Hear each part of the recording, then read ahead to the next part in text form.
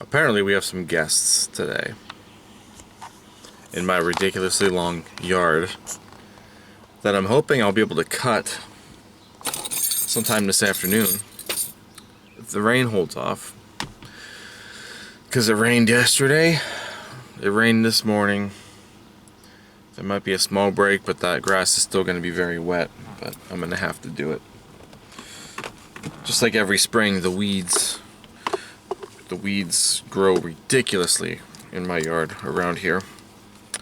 So that is not the point of today's video, nor were the bunnies, but they're just here. So I thought, bunny time, yeah. So welcome to today's installment of Mike's Vehicle Vlogs. I want to thank you so much for watching today. So we are in the 03 Pontiac Grand Am GT at this time. Probably not going to, I guess, resolve this today. But I do want to check it out because something new has occurred with, I guess you could say, engine performance. I will go into the backstory. I'll tell you guys what's going on. We are at 133,976 miles on the clock at this time. You know, if you have been following for a long time, then you know that this light is always on. Always, always, always on. And mostly it's because of the fact this light will come on and it'll usually have a code stored for the catalytic converter performance being low, because this car is straight piped. So that's a story in itself. I'll probably end up explaining it to you guys because it could be in relation to what is going on now, actually. So when this light just stays on, you know, all the time, every so often, every few months or so, I will bring out the Autel and we'll go ahead and just rescan it just to make sure that there's nothing new, you know, that's being overlooked because of the fact that this car always has this light on. Now, there was one new code months ago that, you know, showed up when I rescanned it, and it was for a small evap leak. I don't care about the evap leak because this car is 21 years old. I don't have the resources here at the house to really check all the evap stuff. But, you know, I decided, you know, a few nights ago, it's time to rescan this. Let's see if there's anything new, you know, just to see how the car is doing. I have noticed a few hiccups here and there over the last few months, or not months, maybe month at the best, you know, a couple of weeks or so. Noticed a change in how the car is kind of acting from time to time. So I'm just going to go into generic OBD right now to pull these codes. But there is some new stuff here, and like I said, I may not resolve it at this time, but I do want to kind of you know, just kind of make a video about it and maybe do a little bit of testing, you know, and this could be a little helpful for anybody who has this maybe similar issue. So we'll go DTC, and there we go. So we have a current code for the O2 sensor heater circuit bank 1 sensor 1, P0135. My evap leak is still there, the P0442. Evap system leak detected. I don't necessarily care about that. So we are showing a code here for this heater circuit on the O2 bank 1 sensor 1, P0135. So this could be this could be a fairly easy fix. So before we really start looking at things, let's go into you know, the whole backstory of the O2 sensor on this particular car and why I think we're just going to end up changing the O2 sensor. So I've had this car for almost 4 years at this point. The car was in really bad shape mechanically when I bought it. It ran. It didn't run very good. Intake gaskets and head gasket, I mean, the engine was full of, you know, the chocolate milk. It was disgusting.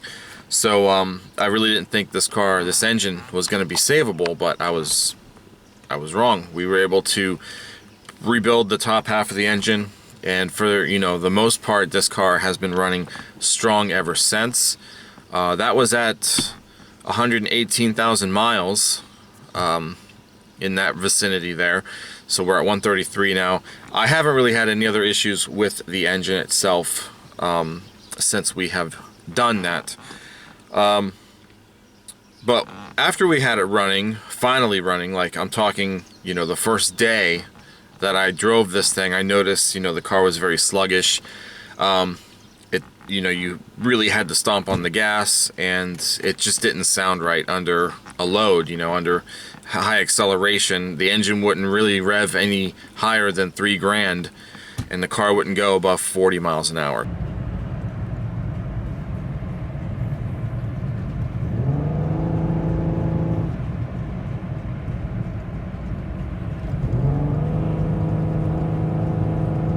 That's floored to the floor.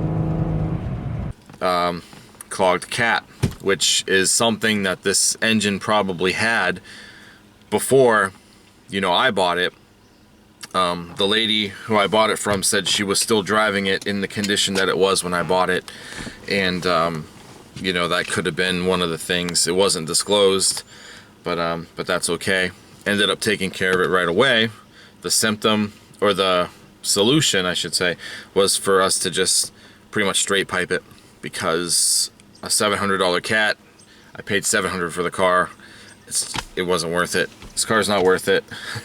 Had I known I'd be driving it this long, I probably would have reconsidered putting a cat on it, but we're just going to keep it the way it is. So the point that I'm making is, if the catalytic converter has been clogged for so long, there's obviously a bunch of buildup, carbon buildup inside of the engine, because the exhaust is all plugged up.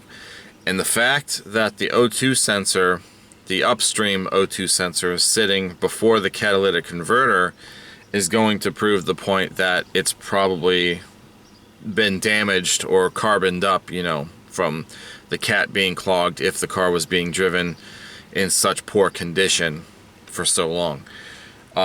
When I was rebuilding the engine, I honestly was considering changing out the O2 sensor up there, because of the fact that, you know, just as a precaution, I did not though. So it's still the O2 sensor that was on the car when I bought it.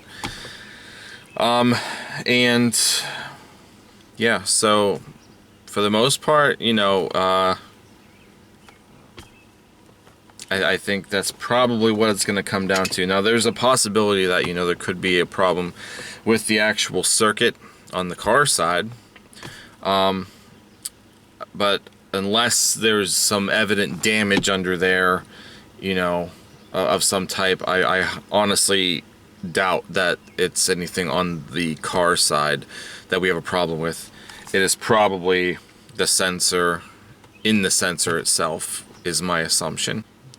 The whole point of the O2 sensors on a car, depending on your make, model, engine configuration, it varies, but it's all the same kind of concept. You're going to have either 1 or 2 O2 sensors coming off of the engine, which would be considered your upstream O2 sensors, and then you're going to have either 1 or 2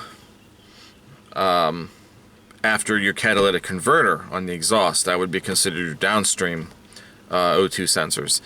The point of the upstream sensors is to monitor how much oxygen is still inside the exhaust content, and it's basically for fuel and air purposes. You know, makes sure that your car is running, you know, efficiently.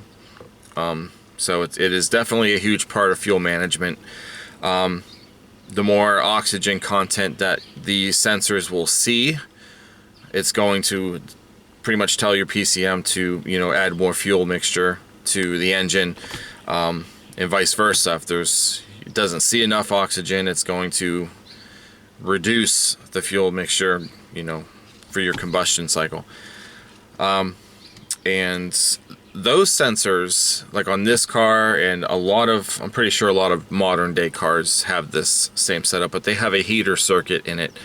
And the reason why there's a heater circuit in it is because the O2 sensors pretty much produce their own voltage.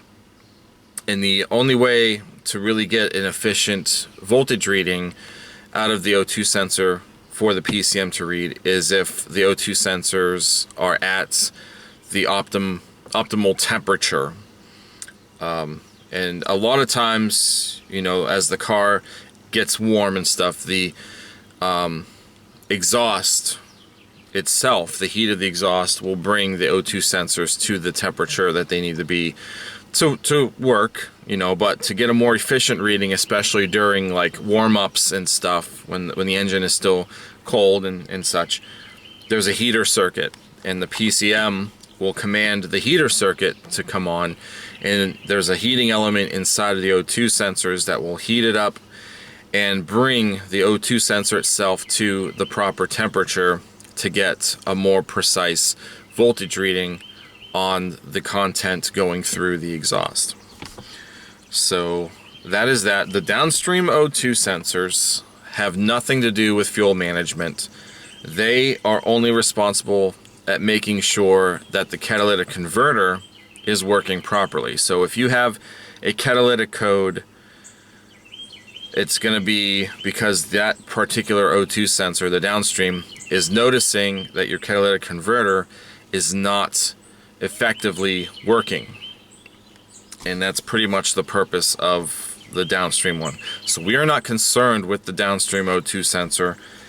We are concerned with the front upstream O2 sensor. So one of the weird things about this particular GM V6 engine is the fact that there is only one upstream O2 sensor.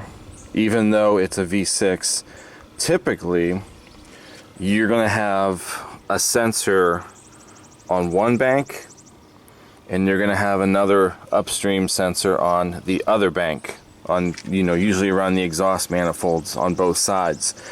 And for some reason, GM did not do that with this engine. I don't know why. So there literally only is one upstream O2 sensor, and it happens to be on the back side of the engine here. So there's no sensor. The way that this exhaust works is this manifold here, it goes up over the transmission with this pipe here, and it connects to the back manifold, and the back manifold has the outlet to the rest of the exhaust. It's like simple but very weird system. So when it says bank 1, sensor 1, it is in this case referring to the sensor back here, because on this engine this would be bank 1, because spark plug number 1 is the closest to the front of the engine. So this would be bank 1, this would be bank 2. If there was a sensor here and the code was for, you know, sensor 1 bank 2, that would mean that the upstream sensor here on the second bank is going to be where the issue is. But we don't have to worry about a bank 2 code because we don't have bank 2. Sensor 1, bank 1 is the only upstream O2 code you will find on this engine. So the sensor is right there. You can kind of see the blue wire coming out of it. The spark plug wires, the long spark plug wires, unfortunately are kind of in the way. But yeah, so there's our upstream sensor there. The connector, luckily, is right here. So what we're gonna do is we're going to unplug that. I'm gonna get my gloves on. We're gonna unplug it, and we're gonna check the resistance of the heater circuit on the actual O2 wire. If there is no resistance, if the meter shows that, oh, getting brave, are we?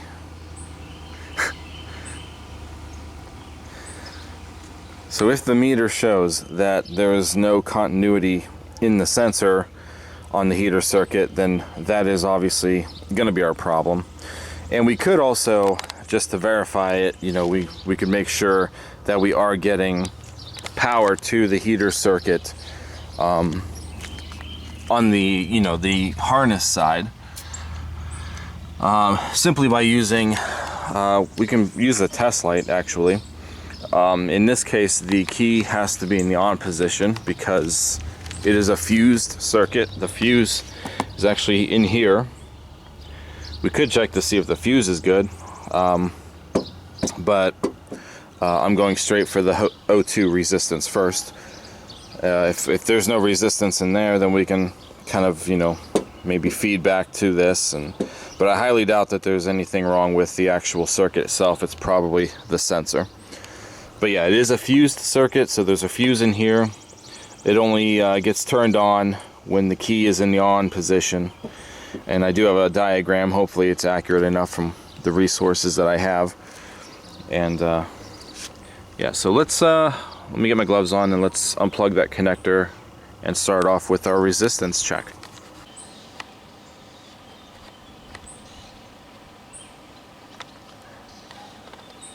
You guys are very active out here today.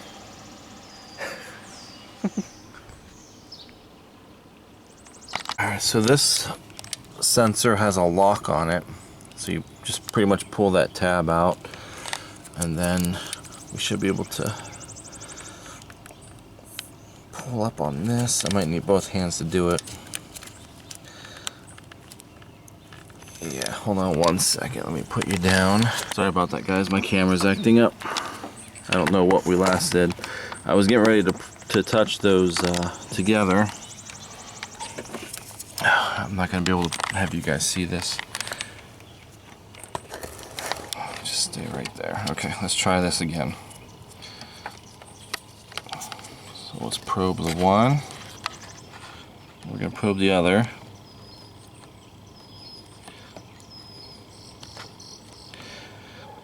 And we got nothing. We got nothing going on. No noise, no reading. I could touch the other ones just to verify, because you're only going to get one combination out of all of these. And, you got nothing.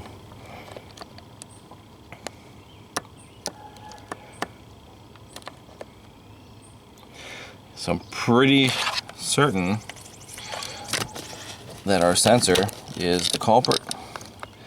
It's got a bad heating circuit in the sensor, and we have to replace the sensor. So like I said, we can also check the circuit at the actual wiring harness. Is that there? That one's really tight.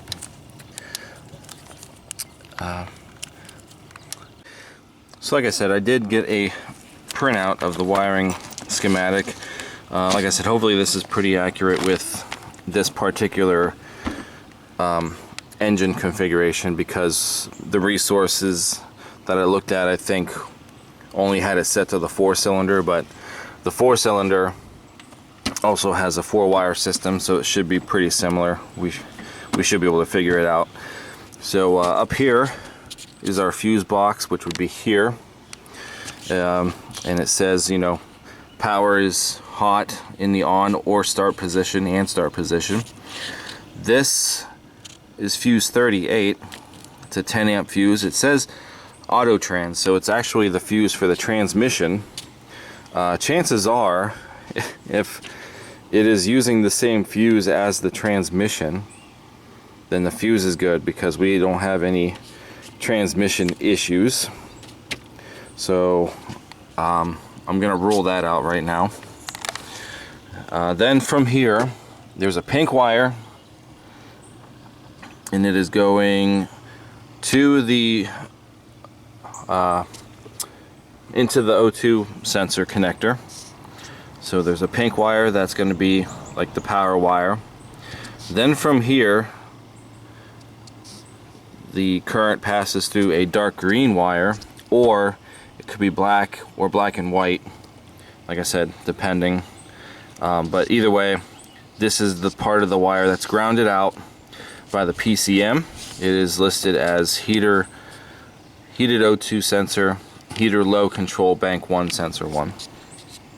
So this is pretty much where the PCM tells the circuit to command itself on, therefore enabling current to come through. The purple and the tan that are listed here is high signal and low signal. So this would be where the voltage, inside of this sensor is created. It needs, that's how it passes through. And the PCM interprets the data through those two wires there. So what we're going to do is, if we hook our ground up to the pink wire, we got a test light here, so we'll ground this. We should have power coming through the pink wire for that circuit.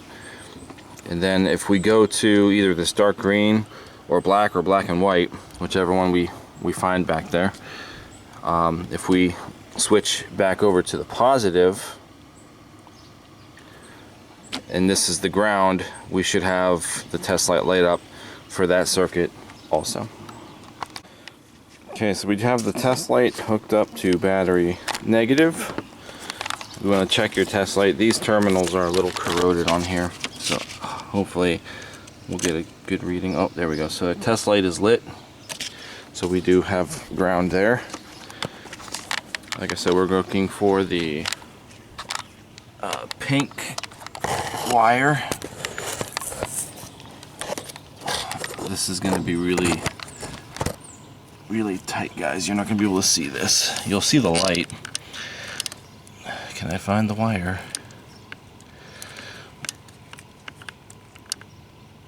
Purple. Man, these are kind of dirty. Let's see.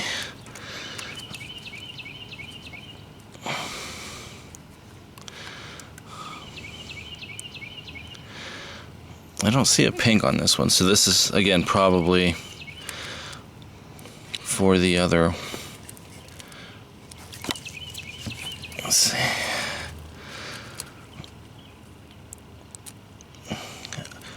I see the purple and tan, so down here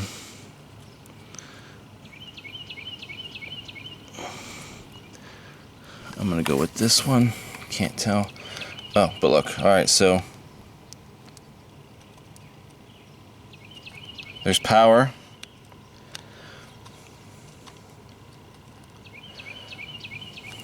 Okay, so I can't tell what wire color that is, but I don't think it's pink. It's a darker color. It looks like a black and white is next to it. So the black and white is going to be the other end of that heater circuit. So if I reverse our test light, we put it on the positive. Try to scrape some of this off real quick here. Check your test light. Okay, so we do have a good ground hooked up right now. I'm going to go to this black and white wire here.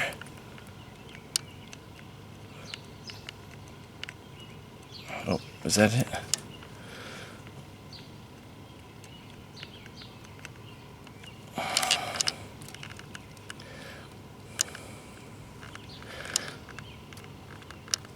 No, that's not it. I should have printed out the pin out, but there's only 4 wires here.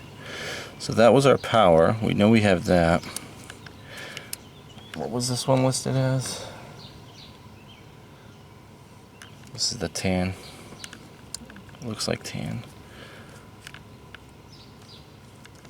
I got a ground there. So that's the low reference side. So that's probably still good. That's a ground to the PCM for the low reference side. So we do have that.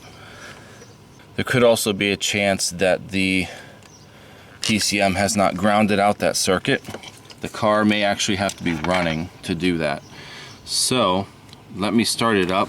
It is still cold, so I'm assuming once it's running, that circuit would probably be grounded out in the PCM, and then we can actually get a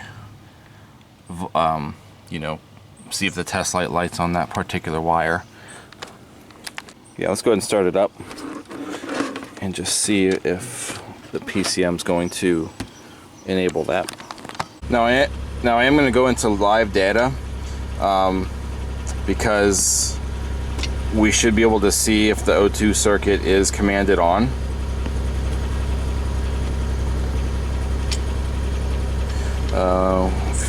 Fuel trim is what we want. Now that sensor being unplugged, it's probably going to set another code. So yeah, so the heater command is on. So if we go to that wire with our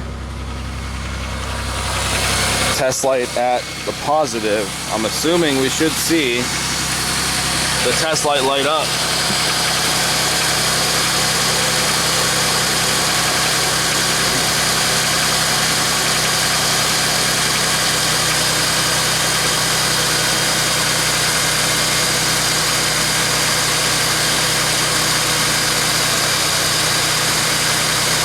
And we do.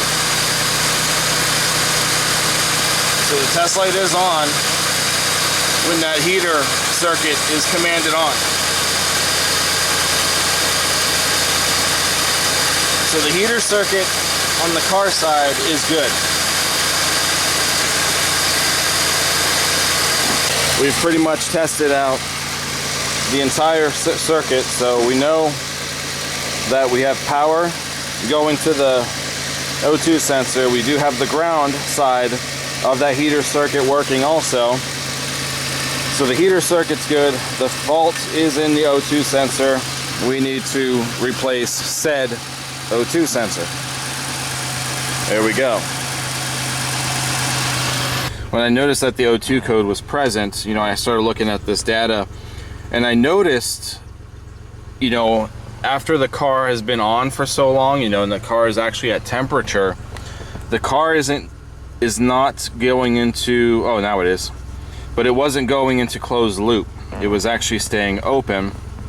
You can see here the heater circuit does say it's on, and the scan tool is saying 0 amps with the current of the O2 heater current.